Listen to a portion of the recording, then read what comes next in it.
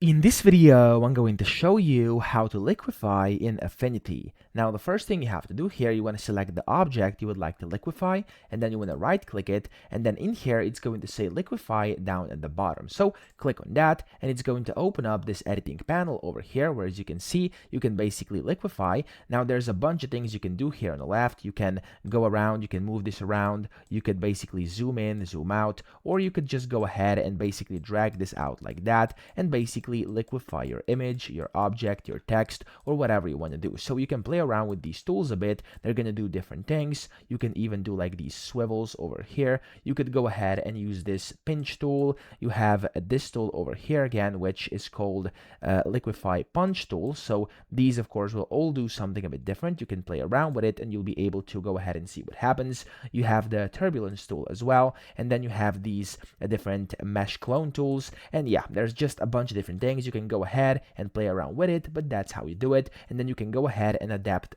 different brushes here on the right hand side and change different things you can actually use to then further adapt your image. So that's how to liquify. I hope this video helped you out. If it did, please subscribe to the channel and help me out as well.